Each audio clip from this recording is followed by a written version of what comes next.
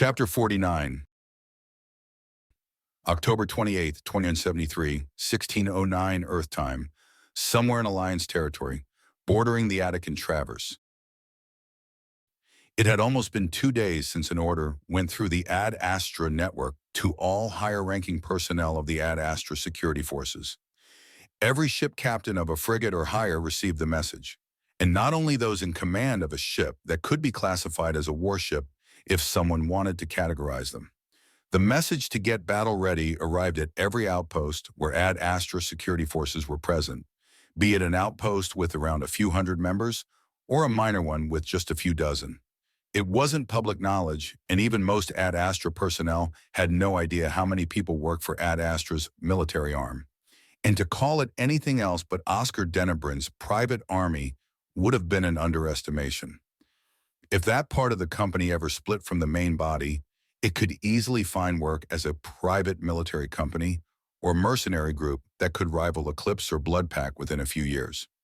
Even now, it could probably conquer a small planet and hold it for months on end. Yet it was part of a company with a well-developed military supply structure, and that was the deciding point that enabled the Ad Astra security forces to punch much higher than their weight class. Eclipse had century-old connections and a reputation of professionals on their side, while the Bloodpack could call on the ferocity and battle prowess of Krogans. Both had been established in the galaxy long before humanity ever appeared on the galaxy's radar. No mercenary company in the known galaxy considered itself their equal or ever thought of going against them out of fear of being mercilessly destroyed by one of the two mercenary behemoths. Yet the Ad Astra security forces, or AHSF as they painted proudly on their armors, would never fear direct confrontation with them. Because why should they? They had exceptional training, the newest equipment, state-of-the-art vehicles, and a support structure that could outcompete those of the militaries back when Earth had been all humanity knew. If a smaller unit has better equipment, support, intelligence, and training, it can take on a much larger enemy and emerge victorious, especially if they're also employing superior tactics. And nobody inside the AASF thought that Eclipse was their superior in any of those categories. When the order for mobilization first arrived, many people in charge of carrying it out didn't know what to think about it. There had been no announcement from the Alliance that they entered a state of war, the only scenario they had thought to be the reason for such an order. Yet, they followed the order nonetheless. Some were grumbling about it because their vacation times were cut short, canceled altogether, or for other reasons. None of them had served in the Alliance military previously. Those just acknowledged their orders and prepared. It took some time until the reason for their mobilization trickled through, and with the reason came the identity of their enemy. To say that the story of how Eclipse had kidnapped and executed simple workers at the Ad Astra Ilium branch just to make a statement had silenced the grumblings about their canceled vacations was the same as to say that the sun was hot. It didn't manage to describe the sheer anger everyone felt. Among the lower ranks, it came out visibly. Many cursed Eclipse to 7 hells and back, and even more through everything they had in their training, going into it with a focus that their trainers hadn't thought possible before. A problem that those in charge only half-heartedly addressed was the rising xenophobic tendencies many of those that could be called grunts showed. Slurs against Asari and Solarians, or mocking the Turians, and the other species didn't get away unscathed by their remarks either. Thankfully, that problem wouldn't turn into a greater one down the line, as a speech from Oscar Denebrin over the internal network of Ad Astra directed their anger and hate towards a single target, namely Eclipse. Every member of Eclipse had become persona non grata overnight in Alliance territory, as it didn't take long for the news to trickle into the civilian sector, on the down low, of course. Companies and private individuals who had either thought about hiring the mercenary organization were in the process of hiring them or even employed them, heard about Ad Astra's stance on the mercenary company, and in a wave of solidarity that had been partly out of the desire not to get lumped in with them, cut off any contact with them. Those who had hired them for ongoing jobs paid them for their time, but booted them out even faster. Anyone else just dropped any and all contact without giving any explanation. The sudden drop in potential business opportunities didn't hurt Eclipse's coffers and reputation at all, as they conducted most of their business in the Attican Traverse, the Terminus systems, and the Outer Council space, but it stopped their incursion in human-controlled space. A case that wouldn't change in the foreseeable future if it would change ever. The administrative section of Eclipse couldn't explain this decrease in work for a time, but for them, it also didn't take long to come up with a possible explanation, one that would prove true as well, especially after 3 groups of Ad Astra warships made up of a cruiser and 2 frigates each disappeared into the swirling blue vortexes created by their DR drives. Their destinations? 3 Eclipse bases located on uninhabited planets from where Eclipse directed their operations in those sectors. In the following days, there would be no more bases. October 30th, 2170, 1103 Earth time. Shadowsea, Attican Traverse. Locus, Redutus system. Mix knew that he wasn't important in the grand picture. He was a small-time grunt in Eclipse's operations. The only thing that prevented him from getting sent to fight at the front of any conflict was his slightly above talent with machinery and data.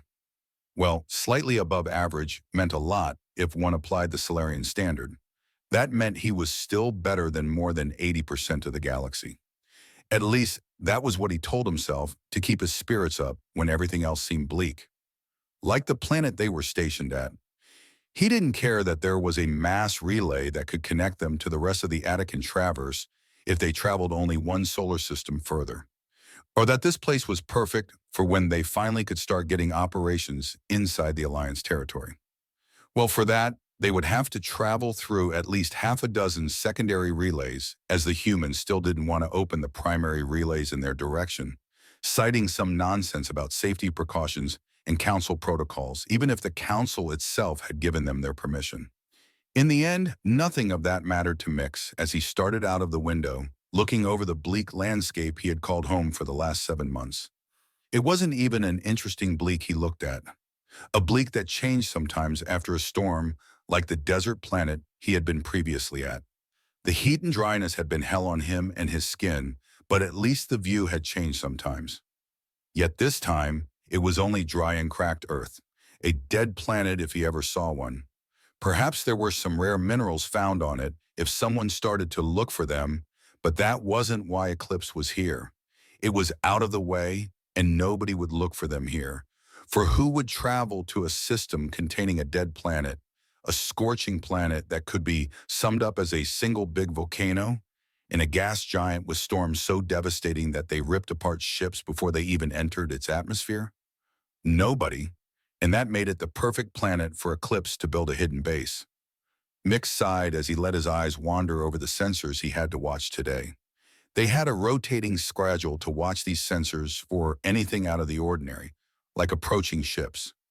If Mix noticed anything unusual, he would have to contact the repurposed Accessory cruiser in orbit they used to transport their troops to their mission, to either fight the invader off, mostly if they were pirates, or hide when the Alliance or any other with any government-affiliated organization traveled through the system.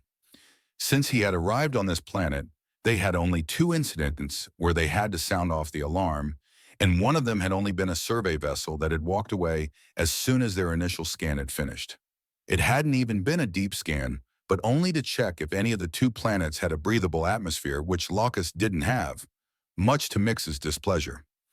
Taking walks to clear one's mind shouldn't only be possible within the base, in his opinion, and wearing a helmet wasn't something he liked very much. The other incident involved a small pirate vessel that their cruiser had destroyed in a flash without much resistance. The loot they got from it had resulted in a slight raise for that month's paycheck. Nonetheless, the frequency of anything interesting happening was almost 0, and the only thing that appeared on the sensors was the meteorites that got loose from the gas giant's ring and flew in their direction. Yet as Mix was about to open up the interesting novel he found on the extranet on his Omni tool, the sensors beeped. He could do nothing else but frown as he looked at the unusual readings the sensors gave out. Never before had he seen such values, and even the VI analyzing the data could not give a definite answer about what was going on. Perhaps it was caution, or perhaps boredom, but Mix decided to contact the guy who currently sat at the sensors of the cruiser to get a second opinion and to warn them about the unusual occurrence if they hadn't got the same readings. This is base sensors. We got unusual readings in quadrant H6Q1V9. Did you get the same? And do you see anything? You aren't too far from that position and should easily get visual confirmation. We got the same readings, probably a bit earlier than you and in higher intensity. We're closer, after all, came the reply of an Asari. The captain already is getting closer to observe whatever is happening. Shouldn't take much longer, Instead of continuing, the Asari trailed off before screaming, probably toward her captain. The readings spiked suddenly in intensity. We should be safe at this distance, but if we get closer, our shields won't be able to hold the radiation off.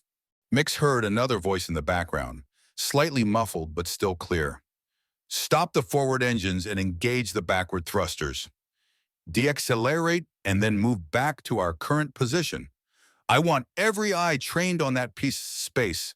I want to know what's going on. The voice of the captain sounded urgent but not panicking, something Mix interpreted as that the situation wasn't unsalvageable. Taking precautionary measures, Mix activated the base alarm via the keyboard in front of him and set the alarm level on code yellow, which meant that there was a situation whose danger level couldn't categorize at the moment but nonetheless required caution. Cruiser, give me a play-by-play, asked Mix, wholly interested in what was happening. Finally, something interesting happened on this forsaken base that wasn't just some meteorites or pirates dropping by. Cruiser is currently holding position, the radiation values are still rising, and the sensor officer stopped her narration once again, and this time Mix had a sinking feeling in his stomach that it wasn't because of some new readings on her screen. 3 blue vortexes just opened in space. I don't know what's happening, but I've never seen something like this in my 500 years of life. Mix didn't notice how the door behind him opened, and a Solarian and a Turian entered the room until one of them laid their hand on his shoulder, causing him to jump in fright, whirling around to face them while his hand twitched toward the pistol at his side. The 2 newcomers took a step back, holding up their hands in a non-threatening gesture, and Mix relaxed as one of them, the Turian, said, "Just wanted to check up on why you issued the yellow alert. The boss wants to know the reason." Something is happening up in space right now. I don't know what, but it's unusual enough to warrant the alert, Mix responded while turning back to his station, activating the speaker function so that the sound wouldn't only be sent to his ears. The vortexes are getting bigger and start to swirl faster, came the continuation of the sensor officer's narration before a shock gasp escaped her. How? There's something coming out of them. Is that? The disbelief in her voice was plain to hear. And not just from her. The communication channel wasn't the best there was, but the background noises of the crew should have come through if nobody was speaking directly into the microphone. But all Mix and his 2 new companions could hear was the background humming of the cruiser. Something that only should have been possible if there was nobody capable of making noise. It spoke of the shock the whole crew must be under at the thing they were seeing. Mix couldn't stand the sudden tension that hadn't only descended on the cruiser's crew, but inside his room too, and screamed into the microphone, "Tell me what you're seeing. What's happening?"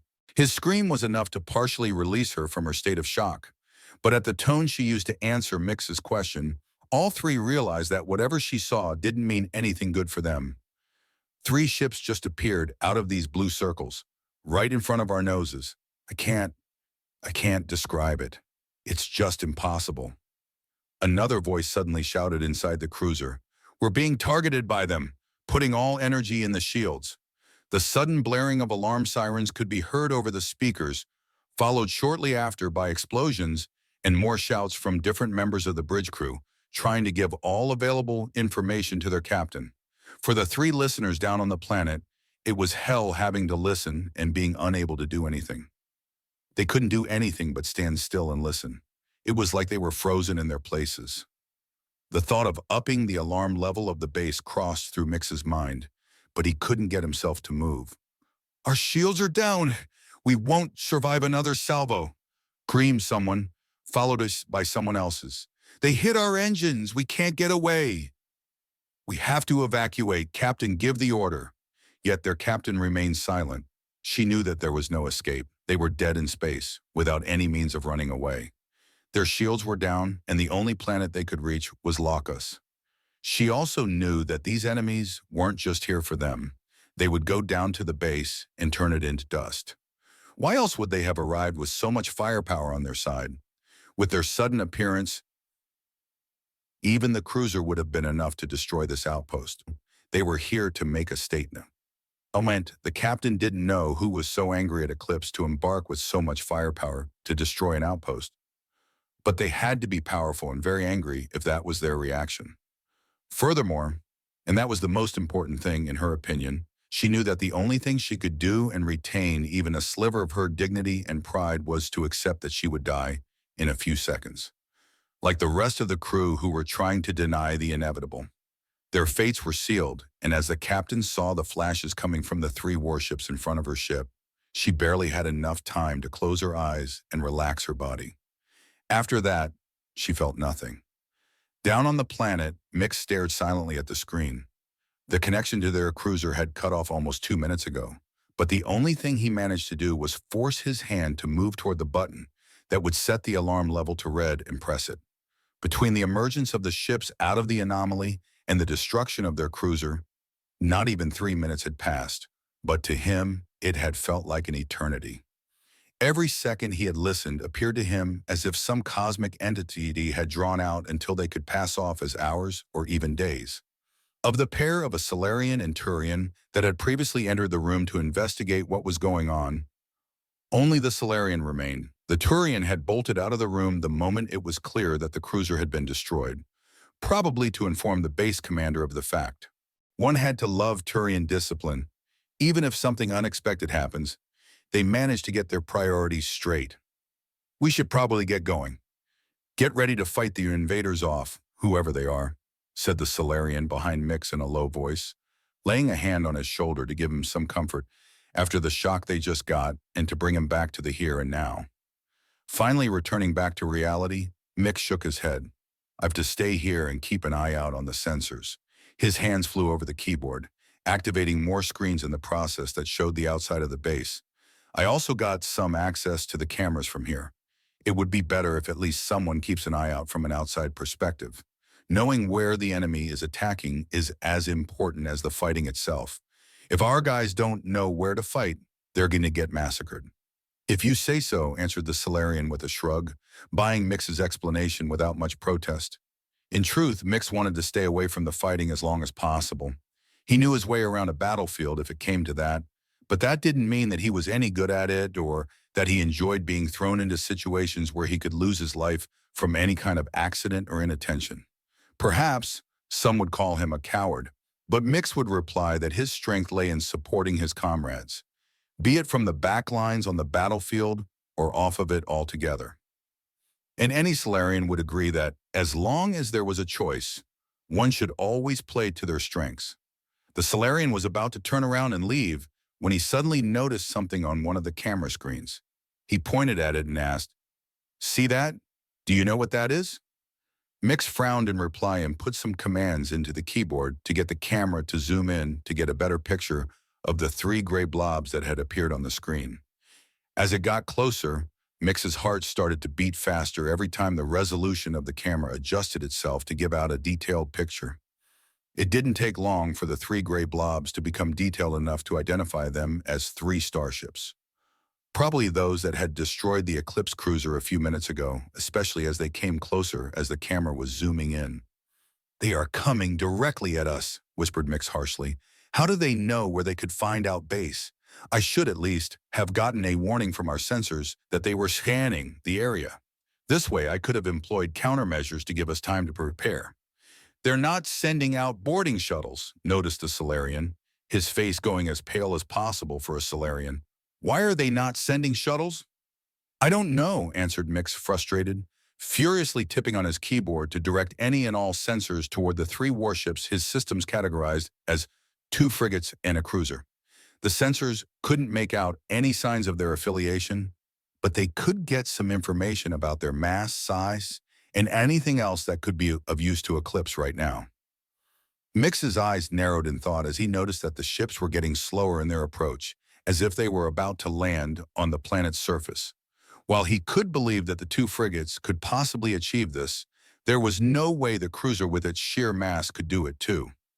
Perhaps it would provide an area of air superiority to protect the two frigates while they were vulnerable as they landed. The next thing he noticed caused him to throw that theory out of the window, bury it, and himself right with it. "They are turning their sides toward us," he said quietly.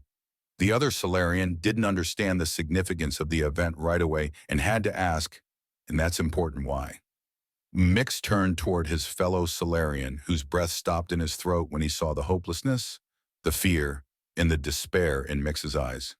"It means they don't intend to send a single person down here to try and take the base or any of its values. They are here for one thing and one thing only." "And that would be?" asked the Solarian, his voice conveying the dread he felt. He knew exactly what those unknown invaders were here for, but needed someone else to say it out loud. "Death," replied Mix gravely. "They are here for our deaths and nothing more." Somehow he felt far more calm after he spoke out his thoughts. No, it wasn't calmness, it was acceptance. "How can you stay so calm?" screamed the Solarian, working himself into a panic. "We have to warn the others, evacuate the base, anything." "And what would that change?" asked Mix, turning his hollow eyes toward his comrade. "There were no survivors in space. If even one escape capsule got away, I do not doubt it would be hunted down. There is no escape. The enemy's ships are too close, and their sensors will pick up any shuttle trying to leave. Furthermore, our cruiser was the only way to travel to another system. The best we could do would be to run away until we were exhausted. It would be only an extension on our lifespan, counted at most in hours." Mix took a deep breath. "And my calmness comes from the fact that I understand and accept this outcome. That's all I can do right now." "Accept death." The Solarian could only shake his head in denial. "There has to be something in. I can't accept such an outcome. I have to do something in." Mix watched how the Solarian ran out of the room, desperate to prove Mix's words wrong. In response, Mix could only smile sadly. There was no escape, that much he knew. But if he was honest with himself, he would have liked to deny it too. To have hope until the last moment when his life ended in the cannon fire from those ships would have been far better than to sit here and watch. Alas, his mind didn't work that way, and an empty hope that he knew to be false couldn't and wouldn't change that. His fingers flew over the keyboard one last time, activating the music player he had installed a few weeks ago when he had been bored to death. A few more clicks, and a song from the time he had been still young and full of dreams about the future started to play. A tear slid down his cheek. "I wish I had more time to fulfill at least one of them," he said to no one but himself as he watched how the warships started to rain down fire on their base. The destruction of the Locus Eclipse base had only been the opening salvo of Ad Astra's retaliation against Eclipse. The bombardments of bases repeated 2 more times the following week. The 3 groups of Ad Astra warships appeared out of nothing close to their Eclipse enemies and took them by surprise, eliminating and destroying everyone and everything. It was the kind of statement that had not been seen since the Krogan rebellions. Furthermore, the rest of the galaxy heard about the destruction only in rumors, and nobody knew who did it. Of course, Eclipse speculated that Ad Astra was behind it, but not once did those speculations leave Eclipse's ranks and survive more than a few days before far more outlandish or believable rumors buried them under their sheer amount. Yet, Ad Astra's war against Eclipse had only just begun, and when the curtain opened to the next act, the galaxy would see the winds of change blowing through it, whether it wanted or not.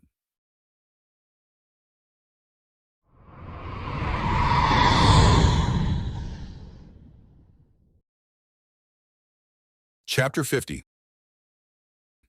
October 30th, 2173, 1709 Ilium time. Ilium Tacel System. Nos Astra. Ad Astra Branch HQ. I couldn't help the smile that appeared on my face as I read the reports from my operatives. They came in from around the Alliance territory, speaking of the first results of our actions against Eclipse. So far, everything seemed to go how I wanted, but I held no hopes that it would continue without any bumps along the road. Something like the mess that happened 3 days ago here on Ilium. Some would call it a mission accomplished and be done with it, especially with the information we got from the leader of the group I sent for this mission after he woke up from his medically induced coma. Yet it came much too close to failure to be truly happy. Those analyzing the battle were still arguing if it was the presence of the buffed-up mech or the drug-enhanced Asari that gave problems to the team. Both played their parts and were threats on their own too. At least, that was my take on the situation. A warning to all active teams went out to keep their wits about them whenever they noticed something in that direction, to not be surprised by a sudden shift during battles. My eyes flew over the notification that appeared on my datapad, and I let out an annoyed grunt as I read it. "Bad news, sir?" asked Commander Ababy, taking her eyes away from the big display in front of us, showing half a dozen ongoing stakeouts to give me a side glance. One of my contacts inside the Ilium Courts of Justice informed me that a judge had taken too much interest in our latest operations. First of all, the one where we took out Iara Nesta. The officers coming to investigate after the turmoil we caused were sent on their way without much trouble, but they still made their reports. Furthermore, more than a few things got destroyed. We may have paid off the owners, but still. Anyway, it seems to me like this judge is taking an interest in our affairs not because of that, as I know nobody tried to sue us, and even if they did, we would have taken care of that outside the courts, but because of some political agenda. Maybe it's just a distraction by the arbiter, but perhaps I can use it for our advantage. "How so, sir?" asked Ababy, and I sent a wry smile her way. "Don't know yet, but there's always a way to take advantage of a situation. You just have to learn what advantage you can take from it. Not how." "How would you figure out the how if you don't know what you want?" I asked in return, and got a pensive hum back as a response. Commander Abebe thought about my counter question for a moment before she nodded to herself and returned to observing the main display. Since beginning to work more closely with her, I noticed some things about how Commander Abebe did things. For example, how she didn't answer some questions immediately, but thought about the answer for a few moments longer than others would have done. From time to time, she didn't answer at all, like she had done now. The first time it happened, I was surprised, but I hadn't commented other than raising an eyebrow in response to her behavior and letting it go. The surprising thing was that she gave me her answer a few days later out of the blue. And it was a well-thought-out answer at that. When I asked her about it, she told me that whenever she had the chance, she tried to see if her thoughts were applicable in reality or needed to be adapted and modified. It was something her grandmother taught her when she was young, so she tried her best to keep it. Of course, her job didn't let her do it very often, as her position required quick decision-making skills, but she tried to do it when she had the chance. As I gave her a side glance, I could already see how she tried to apply my words in reality, and I was sure I would get her answer sooner rather than later. I looked down at my datapad before sighing and putting it on the small desk next to my chair. The rest of the updates about the operations against Eclipse in the Skillian Verge could wait, as most would only talk about the preparations to raid new bases. I had already finished those about the finished operations, so I thought it would be better to concentrate on the ones right in front of me. After all, knowing how the Eclipse defenses of the base on planet XYZ were didn't help me in the slightest, as I wasn't the one going to attack it. That was one area I would always leave to the experts. The most I had done in the area was to get my personal shield updated to the newest model, or prototype without any performance issues, my company produced, and to get better acquainted with the handgun Commander Abebe figuratively forced on me. I had never been very inclined to use or carry weapons, as that was what I paid my bodyguards for. Yet the situation with Eclipse and the sudden attack on me right at the center of my power here on Ilium showed me that it was better to be prepared for all kinds of situations than to be a sitting duck. That said, I wasn't completely unfamiliar with the use of guns. One couldn't produce as much as I did and not have an idea of how to use them.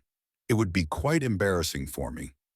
Furthermore, some of the people I associated with were avid hunting fans and had invited me to one or two of them. That had been an interesting experience, but not impactful or fun enough for me to make hunting into one of my hobbies. To get back to my point, I knew how to hit the target, and after a few lessons under Commander Abebe's watchful eyes and instructions, my aim got good enough to hit the target's inner 3 circles consistently. There was no way I would ever be able to take part in any military operation and come out of it alive if I was at the front line. But that didn't bother me in the slightest. My battlefields were the conference rooms of the galaxy, and I like to think that the position of the guy pulling the strings from the background suited me more by far. At least I could defend myself now if I got put into a situation where it was needed. I looked up toward the display spanning half of the wall before me, the same screen the commander was observing. The screen divided itself into 4 bigger pictures in the middle, while the sides were occupied by 3 smaller ones on each side. The middle showed the same operation area from 4 different angles. The sides showed only one view from each of the 6 ongoing stakeout missions. A small white number at the top left of each picture was the only hint to identify which mission the recording belonged to. The numbers didn't tell me anything as I hadn't learned them by heart, but if I wanted to know, I just had to ask Commander Abibi, who did know. I saw no need to do so. Instead, I asked, "How are the preparations proceeding?" Operations XLK-2 and 6 are ready as they come and can start at any moment, but the other 4 still need some time until I'm satisfied with the gathered information. I don't want any of my teams to run into something unexpected. But we are still on schedule. Of course, the raids will start simultaneously at 2300. I have no doubt that the information I'm waiting for will be collected by then, and there will be nothing Eclipse can do to stop us. They expect us to only know about the locations they had abandoned. Not a single scout of theirs noticed our agents arriving while they evacuated and following them to their new bases. Getting Ayara Nesta's Omni tool had been a lucky break for us. She definitely hadn't expected to take hands for the Omni tool to fall into their enemies' hands because it was a treasure trove for us. The information about bases, supply routes, and members wasn't anything to scoff at. Thanks to it, our operations against Eclipse had progressed more than the last few weeks together. Thankfully, our experts managed to crack the Omni tool's encryption before the information on it became useless. Time had been the deciding factor. If it had taken too long, the information would have become useless, or, even more dangerously, used against us. The thought that the information had been planted for us to find came up during discussions after deciphering the encryption. But that would have meant that Nesta considered the possibility of getting caught or killed, something that went against the psyche val our analysts created. Another possibility had been that she was used as a pawn by the new commander of the Eclipse forces, but the amount of information found was too big for that to work. Besides, not even 3 hours after we got the information, our agents confirmed some of them to be correct. And over the next day, everything else was confirmed too. After that, it happened in a flash. Agents and officers with enough experience with staying out of sight were sent to observe Eclipse's movements. In return, Eclipse, after disseminating the information of Nesta's death, scrambled to clear out their current bases, lending even more credit to the info we pulled out of the Omni tool. Their orders were to observe and follow only, nothing else. Attacking them at that moment during their relocation would do far less damage to their cause and infrastructure than waiting until everything got relocated. This way, everything would be in one place instead of at least 2. It would also help to focus our forces as they weren't endless, even if they were probably larger than Eclipse's. Furthermore, the chaos of their relocation would help us find connections to other places and people that hadn't been mentioned in Nesta's Omni tool. As of now, that avenue of investigation hadn't proven very fruitful, but I was sure that after today there would be a flurry of activity that would lead to new targets. "Here's the report you asked for," said a new voice, and I turned toward my right to see who it was. Somewhere from the depths of my mind, I got the picture of the same young man. A second later, I recognized him as the same analyst who brought me the infuriating video of Eclipse killing my employees. "I hope you bring me better news this time," I joked with a slight smile. The young man, whose name I still hadn't asked about, returned the smile brightly with a slight twinkle in his eyes. "Yes, sir," he answered. "We identified the Asari in the video. It took a bit longer because we wanted to create a complete profile before we gave you the report. The other said you would rather have all the information at once instead of piece by piece." "They informed you correctly," I said, and took the data pad he offered me. Placing my hand on it and letting the device scan my handprint unlocked its content, which I skimmed quickly for anything marked as urgent before returning to the beginning to read it again, but more carefully this time. Some people wondered why I had people bring me the reports in person instead of just sending them to my Omni tool or personal datapad. The reason for that was two-sided. Firstly, it was much more secure this way than sending them by mail. Even using the house intranet wasn't completely secured against people with enough time, skills, and dedication if they wanted to steal some of our secrets. Any wireless mail could be intercepted, and the use of data pads that only allowed the transfer of data in close proximity to special terminals was how I had decided to protect the company's secrets. The other reason was that the people who brought me the information mostly knew about the content already and could give me the short version while highlighting the important bits, in their opinion, so that I wouldn't have to rifle through unnecessary details before coming to a decision if the matter was urgent enough. "Give me the cliff notes while I read," I said. "Yes, sir," replied the young man, and from his confident tone, I guessed that some of his colleagues had already briefed him that this would happen. Her name is Kalara Ayori, a matron of around 650 years of age, meaning that she's close to the biotic prowess of a matriarch. Actually, most of us analysts believe that since she's been part of Eclipse for around half of her life, her control of her biotics has already reached the level of a matriarch. The recommendation of the department is that a direct confrontation should only be conducted either by a team of highly trained special forces, N5 and up, overwhelming numbers with mech support, or the most highly recommended option, assassination. "Did you get that, Commander?" I asked, turning away from the young analyst for a moment. "I did, sir," responded Abibi with a frown. "It seems it will have to be overwhelming numbers or a few good teams with this surprise element on their side. Sadly, we don't have any teams on the level of N5 here, and the only people who have a similar skill level are currently tasked with your protection, Mr. Denebrin. I dislike the thought of asking them to change their duty." "Neither will be necessary at the moment," I rebuked. "Overwhelming numbers mean high losses, and that isn't something I am willing to condone. It's a huge loss for the company, at a time when such desperate measures aren't needed. No matter how tempting the target may be, I will ask around for a professional.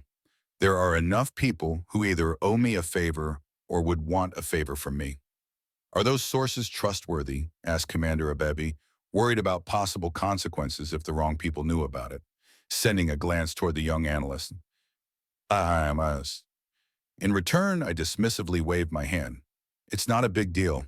I trust the people here to keep this to themselves," I said to Abebi while looking at the analyst, who nodded.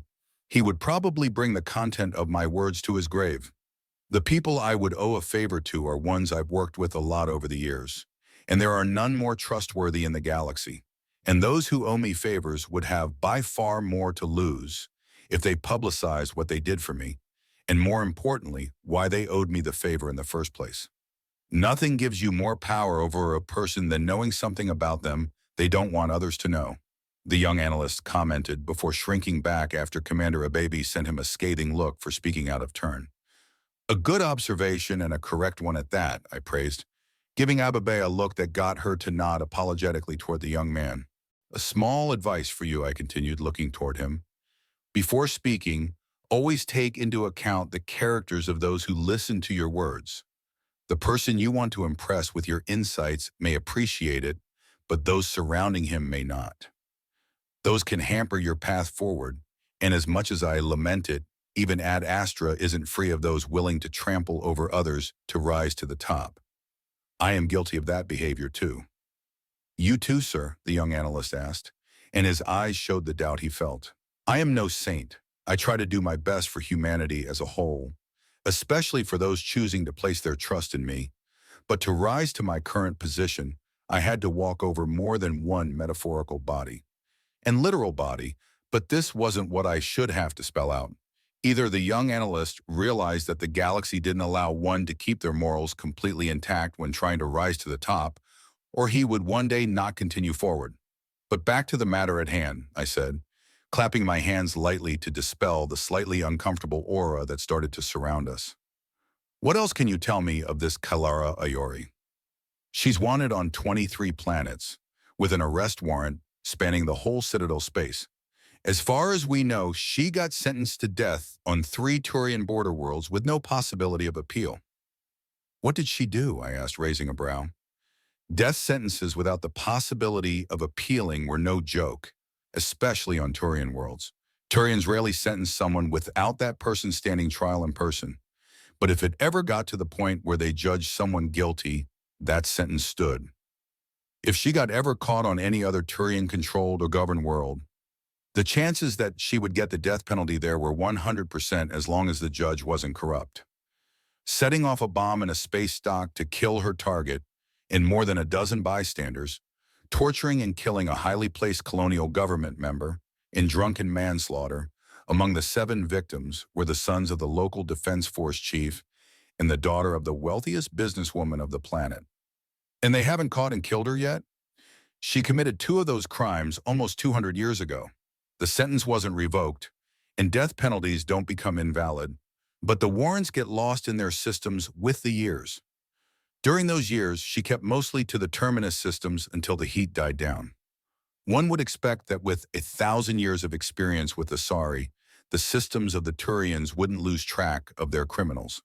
Furthermore, their discipline shouldn't allow this to happen at all, commented Commander Ababy without looking away from the screens. I couldn't say why that it, replied the young analyst.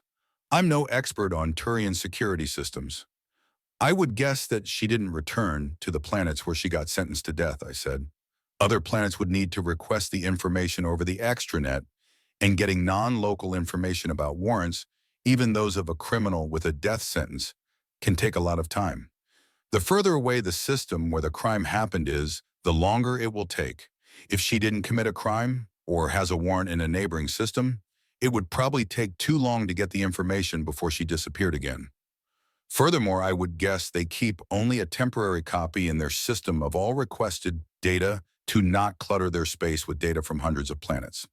There will be only 3 permanent copies, one on the planet where the crime happened, a central data center in Turian space, and the last one with CSEC's database. The Alliance uses a similar system, but there are propositions to build more data centers at important crossing points to keep the lag time short enough for the local authorities to react. Sadly, the budget committees are in no hurry to approve the project, even if it's sensible. Both of my listeners rolled their eyes at my words, and Commander Ababy scoffed a near-silent, idiot politicians. There hadn't been many problems yet. That made these data centers not a necessity, and as long as a system works without them, they will be slow to approve any expenditures. During my time in the government, I did something similar. Redirect assets from projects with low priority toward those with higher ones to get them finished more quickly, I explained while reminding Ababy subtly that I had been one of those idiot politicians too. I couldn't help the smirk that appeared on my face as I watched how the commander's body stiffened for a moment as she realized that she had indirectly insulted me.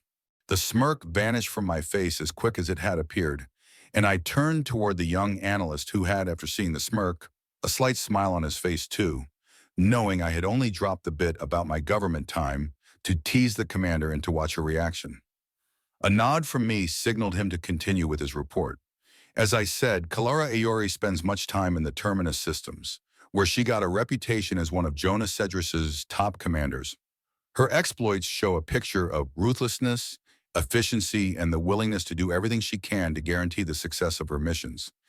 She has built a reputation among the hundreds of minor merc groups of someone who is better avoided unless that someone has a particular death wish. As a result, she keeps most of the mercenaries allied to, or in reality, under their command, eclipsed in line by her mere presence in the region. That gives us a picture of the person we're dealing with. Is there anything we can use for our benefit? I asked, rubbing my thumb over my lips unconsciously. Aria Taloak, the Queen of Omega, has something against her. Rumor is it that Taloak told Cedrus that if she ever sends Aori even into Omega's system, she will shoot anything wearing Eclipse's logo and color without thinking twice. Nobody knows what happened between those two, but what everyone knows is that if Taloak ever gets her hands on Aori, the latter will be pulverized into too many atoms to count. Interesting but not usable, I replied, shaking my head. Aori is too small a fish for me even to contemplate dealing with Taloak. If I were to ask her to deal with the problem or even suggest a partnership, it would make me look weak. No, Taloak is someone I will not approach until it is absolutely necessary. Is there anything else? It seemed unremarkable at first, began the young analyst, but when I searched for Iori's name in Ilium's criminal databank, there was less of a record than I expected. He took a moment to take a deep breath before beginning his explanation. I mean, there were records of her, destruction of property, extortion, arson, assault, and so on. But there was no warrant, and every single fine got paid in full. Yet something seemed suspicious to me, especially after finishing with her psychological profile. Because the list of charges had numbered less than expected, and the reasons for those had been not too violent, inserted Commander Abebe in between pauses. The young analyst nodded seriously. Compared to the records within council space, it is way less than expected. I entertained the idea that she hadn't been sent to Ilium very often and tried to hold herself back so she could return to Ilium when needed, but the theory seems unlikely if we take into account how she acted with the hostages she had taken from our company. That's right, I mused. Her actions had been bold and without care for consequences or repercussions. Furthermore, even if she is a model citizen here on Ilium, her reputation in the Terminus systems would warrant at least a warning issued to the local authorities to be on the lookout for her. So if I follow this line of thought to the end, then you're thinking that someone made most of her files disappear. Someone with enough connection in the government to pull it off. That's the idea, sir, he responded. I'm currently trying to find out where those files disappeared to and who is responsible for it. Do you think that will get us closer to the Arbiter? Asked Commander Abebe. I shook my head negatively. I doubt it. The Arbiter may have hired Eclipse to stand against us, but I doubt they asked for Iori specifically. She seems too unstable to fit in the Arbiter's methodical style. Yet, this investigation will be useful nonetheless, as it will get us closer to Iori. If she got a contact with enough power to get her to Ilium without the authorities knowing of her presence, then the contact will probably have to stay in contact with her to keep every mention under the radar. Besides, there's no way the contact will do this without any form of compensation. This is Ilium, after all. Money or favors? Both, neither. We will only know after we find out, I shrugged, showing that I didn't really care. Whatever this contact got from Iori, I could outbid her on a bad day without any effort.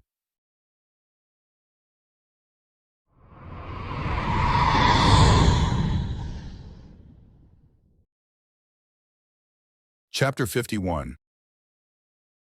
October 31st, 2173, 0141 Ilium time. Ilium, Tisili System, Nos Astra, Ad Astra Branch, HQ. I could feel the exhaustion creeping up on me. My chair might have been comfortable, but sitting in it for hours wasn't something I would recommend to anyone. I slowly rotated my shoulders, first the right, then the left, to relax my stiff muscles while keeping my eyes on the monitors in front of me.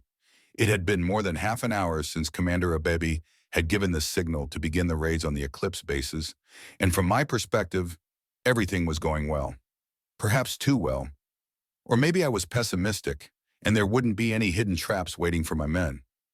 After all, Commander Abebe had waited even longer to start the raids than she had previously specified, all in the name of getting enough information to prevent any surprises. She apologized to me for the delay, but I honestly didn't care if she postponed them for 2 hours or 2 days. There was a reason why she got the position of commander of the Ad Astra forces here on Ilium, and I had absolute trust in her skills and decisions concerning anything vaguely military. If I started to doubt the skills of the people I entrusted with their positions within my company, there would be only a step until I tried to do everything myself, and that way was a one-way street toward being stressed to the limit. The way Commander Abebe had planned almost every detail of 6 different raids while keeping enough room to react to any unforeseen events was a skill I did not have. Well, that wasn't quite correct.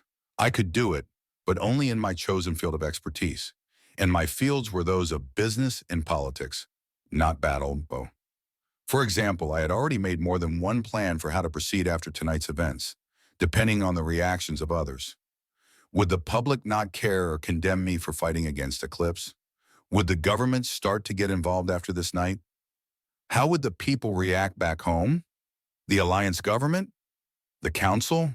Those and more would react to everything I do. In different scales, sure, but they would.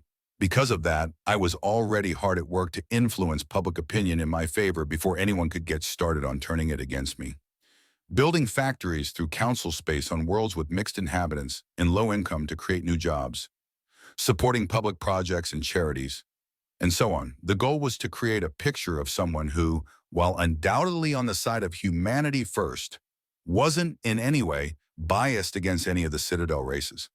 As someone who tried to make the galaxy a better place for everyone instead of the power-hungry image, my opponents would try to push to the forefront. The better my reputation within the other important factions within Citadel space was, the easier my job would be when I became ambassador.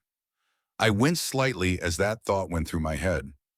Truthfully, Ilium and everything associated with it had only become a distraction from that goal and, in the end, a waste of resources. Yet the situation had crossed the line where I could pull out without appearing weak or as if I was running away from the Arbiter or Eclipse, especially after what Eclipse had done. Should I wash Ilium off my hands now, it would present an image of me that wouldn't do his absolute best to get justice or revenge, as some would call it, for those hurt while under my protection. It would destroy the reputation and trust I had painstakingly built over decades within the Alliance, as it would go against everything I stood for. Speaking of keeping my reputation as it was, I would have to return to the Alliance in the first 3 months of the next year, at the latest. I had been away far too often and far too long, and this time I would stay there for a longer time without much opportunity to return to Ilium other than for short visits. Hopefully, everything here would have come to an end I could live with, and the Ilium branch would turn from a problematic one into one that would turn out profit without much trouble. I definitely wouldn't like to see the financial reports of this venture after the fighting was over, and how long and at what capacity this branch would have to work at to recover the used assets and start turning out a profit. Probably years.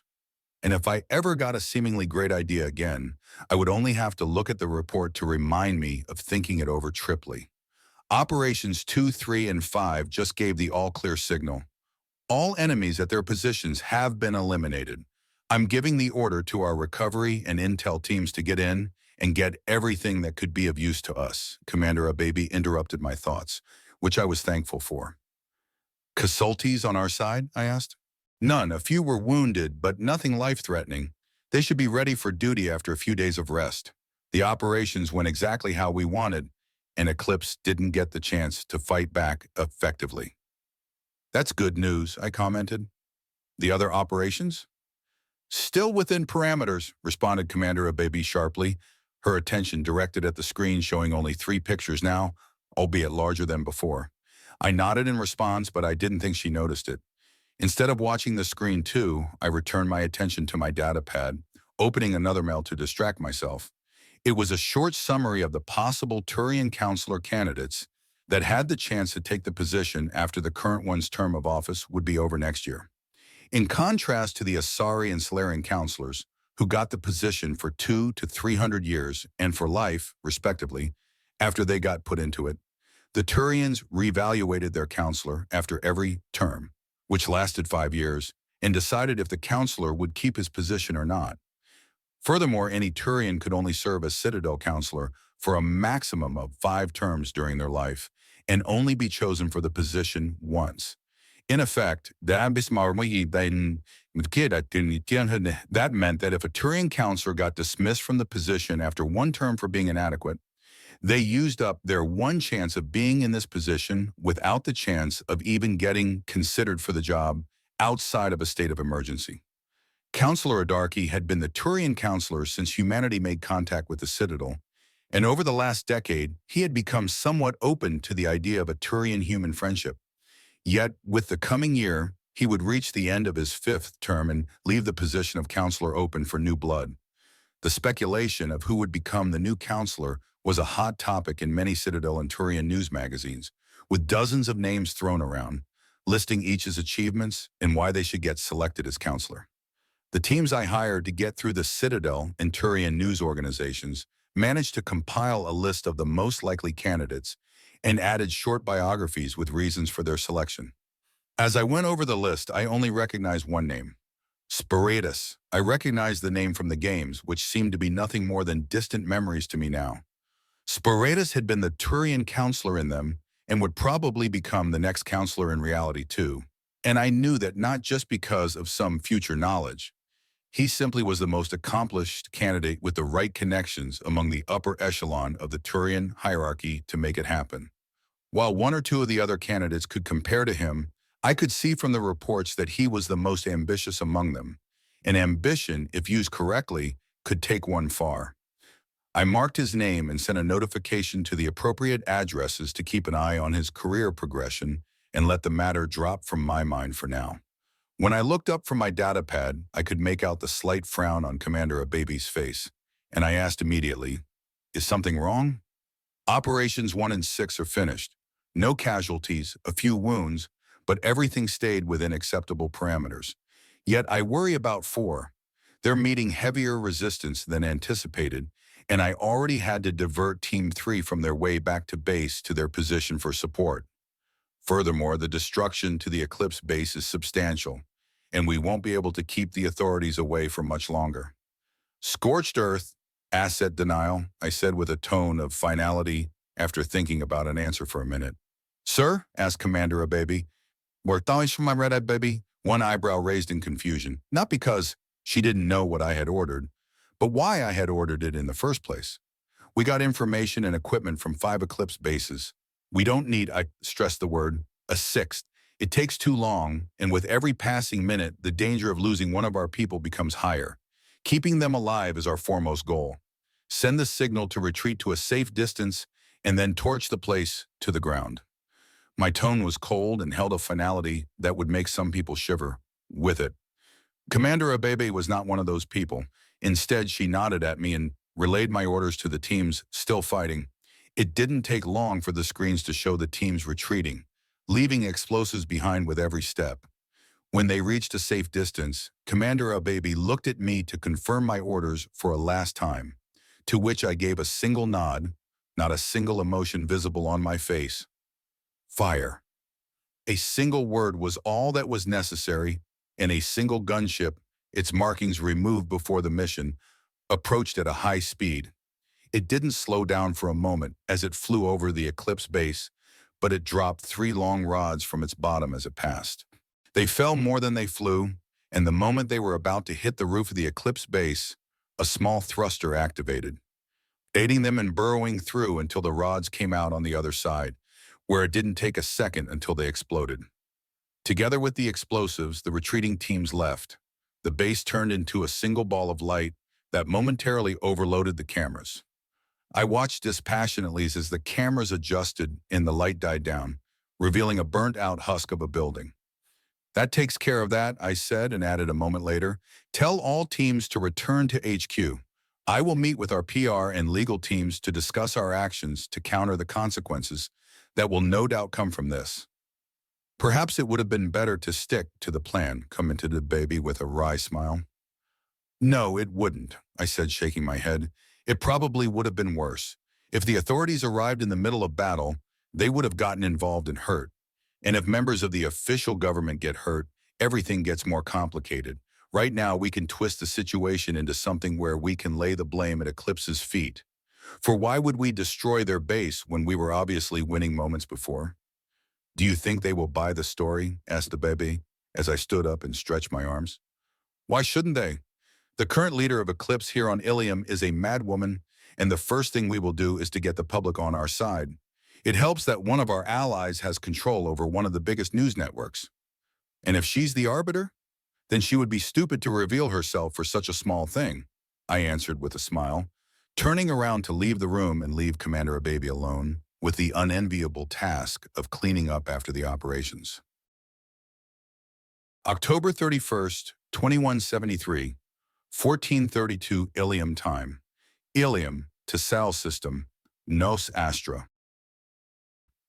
And while the investigation into the incident of last night in the Sela district is still ongoing, official parties commented that the result was likely caused by the mercenary group Eclipse. The violence and destruction caused since more members of the group formerly known as the most professional and reliable mercenary group in the galaxy, arrived on the planet has exceeded the statistics of the last 2 centuries. We have with us Dr. Bull, an expert on the social structures and behavior of independent militaristic groups. Good day to you, Dr. Bull. It's good to be her. A chair crashed into the television, going halfway through the screen. "Fuckers!" screamed Kalara Ayori, her face purple with rage. Mabur could only shake his head at the display of unrestrained anger. He was used to Ayori's temper, that he compared it to the ebb and flow of a sea, sometimes there, sometimes not. Yet ever since coming to Ilium, it had gotten worse, and his nominal leader barely spent any time thinking calmly. Truthfully, he suspected the drugs she liked to take to strengthen her biotic abilities. It had gotten worse since those Ad Astra people took out one of Ayori's playthings. The moment Mabur had heard about it, he ordered a relocation of all the assets and bases Nesta knew about. Clearly, they had been too slow if the destruction of 6 of their bases was any indicator. Thankfully, most of their personnel and equipment on Ilium had been elsewhere, and the moment he heard about the attacks, he had ordered another relocation to prevent Ad Astra from making use of any potential information they recovered. If it had been up to Mabur, they would have relocated to another planet and given up the job entirely. And he had made the recommendation to Cedrus with his last report, which she insisted on to keep an eye on Ayori. But he didn't think that much would come from it at this point. He had been against making an enemy of Ad Astra from the moment the job offer appeared on their table, yet his opinion got ignored due to the amount of money this arbiter person had been willing to pay. Any remaining doubts got buried the moment the shadow broker also sent them an offer for the same thing as an additional incentive, in his words. Mabur had always wondered why the shadow broker sent them the offer. He had checked the validity to see if it truly came from the broker, and all pointed towards it. Yet, Mabur couldn't understand the meaning behind it. If he knew about the offer from the arbiter, he also knew that Cedrus would take the job, so why waste funds for an already certain outcome? The only reason that came to his mind was that the shadow broker wanted to make sure that Eclipse committed to this job, and with his name attached to the list of clients, Eclipse couldn't withdraw without a very, very good reason. The whole thing left a bad taste in his mouth for weeks after the deals got struck. And now the taste had turned into something akin to ash. The 6 simultaneous attacks proved to him that they were dealing with an opponent who had an amount of resources and people that outstripped Eclipse's by far on Ilium alone. He didn't want to contemplate what it would mean for the rest of the galaxy. Furthermore, Ayori had provoked them in a way that anyone with Oscar Denebrin's, Ad Astra's boss, reputation would never take lightly. He had warned against it, and now they had to live with the consequences of ignoring his warning. It wasn't enough that their bases got destroyed, but now they were responsible for the destruction in the eyes of the public, damaging their reputation fiercely. If they didn't stand on different sides, Mabur would be able to appreciate Ad Astra's strategy even more.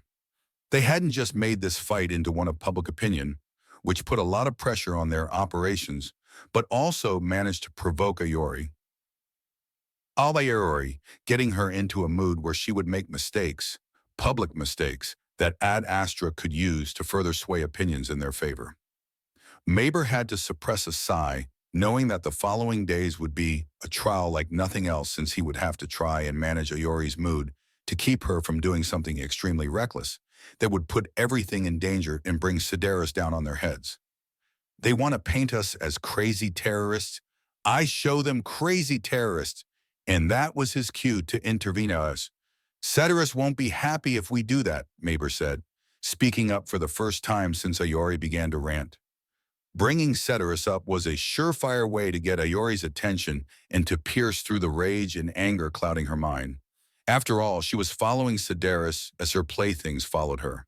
From then on, he would have to walk the edge between making reasonable suggestions while also satisfying Ayori's desire for violence and destruction. The boss worked hard to make Eclipse's reputation into what it is. One incident where they claim that Eclipse is responsible is one thing.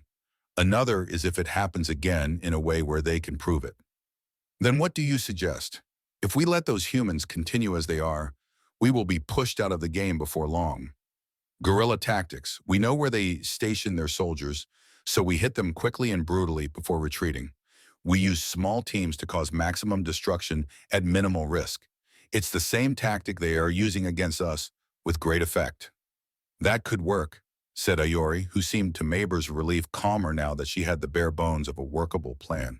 It's not enough to push them back, but it should give us some breathing room as they concentrate on defense. In the meantime, we consolidate our forces for tactical strikes against their infrastructure, which we also have to identify and scout. Ayori walked around in a circle, one hand on her chin while the other held her elbow up. Seeing his leader focusing on constructing a plan, Maber quietly left the room to make a report to Sedaris about the current situation. Perhaps he would even get new orders or an update about how things were with the other operations. November 1st, 2173, 1323, Arcturus Stream, Arcturus Station, a Alliance intelligence service. Andrew Clark had just signed off on the last of the forms of the latest batch of paperwork required from him when his office's doors opened, and his secretary walked in, his arms full of data pads that would be, no doubt, another mountain of paperwork to work through. When he was a kid, he would have never imagined that he would work as a spy one day, and that his days wouldn't be filled with action-packed adventures, but with mind-numbing paperwork. If he had known, we would have thought twice before signing up. Thank you, Tobias. Just put them on the desk. I'll go through them as soon as possible, Andrew said while hiding his dislike of the new paperwork. Of course, sir. I need to remind you that you have a meeting with the Security Council at 1500 concerning the new patrol routes at the Alliance hegemony border, followed by another at 1800 to update you on all ongoing operations in sectors X10 to X25. Bring the second one an hour forward. The meeting with the Security Council shouldn't take too long, and if it does, it will give me an excuse to leave early. They like to draw those meetings out with unnecessary discussions. I gave them the information we got about the Batarian's patrol routes before this meeting, so my presence isn't needed anyway. As you wish, answered Tobias. He put down the data pads on Andrew's desk and activated his Omni tool to send out the updated meeting time. There's one other thing, sir. The top data pad holds a private message for you.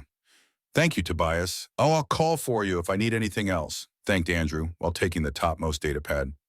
His secretary left the office, closing the door behind him as Andrew's eyes were already flying over the message. A small smile appeared on his face as he decoded the first words of the message, written in one of the standard codes the AIS like to use. Sequence 3, book number 5, huh? What is it that you need, Oscar? Andrew mumbled to himself before saying louder, Honey, please call up my edition of From Russia with Love by Ian Fleming and be ready for input.